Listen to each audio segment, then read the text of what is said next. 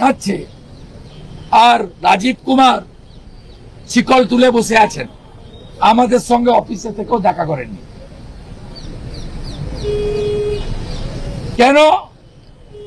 সেখানে কলকাতা পুলিশের না ডায়মন্ড হারবার পুলিশের একজন মিডিয়াতে ভাইরাল হয়েছে, তিনি হাতে গ্লাভস, বুকে বুলেট প্রুফ জ্যাকেট, মাথায় খুব প্রোটেক্টেড হেলমেট সব নিয়ে যাচ্ছেন আর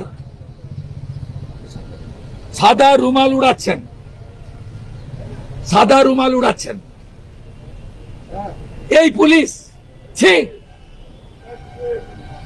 ডক্টর সুকান্ত মজুমদার কালকে সঠিকভাবে বলেছেন, পুলিশকে মারছে, হিন্দু মন্দির ভাঙছে, মারো গুলি, গুলি না ছুড়ে। এদের আমরা জানি তো উত্তরপ্রদেশে,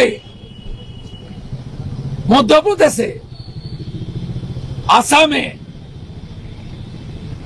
গুলি করতে হচ্ছে না, চারটা ডান্ডা পিছনে দিচ্ছে, তাতেই ভারত মাতা কি জয়কার বলছে। আর মমতার পুলিশ এই জিহাদি বাহিনীর কাছে, মমতার শান্তির ছেলেদের কাছে রেড ক্রস সোসাইটি দেখাচ্ছিলেন না টিভিতে, এই পুলিশ, এই জন্য বেতন দিই আমরা।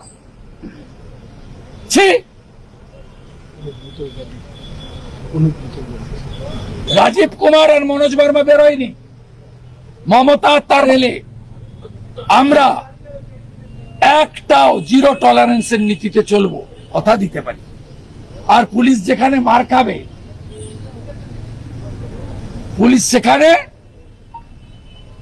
আইন অনুযায়ী তার অধিকার দিয়ে এমন উত্তর দেবে যাতে দ্বিতীয়বার এই জঙ্গি জিহাদি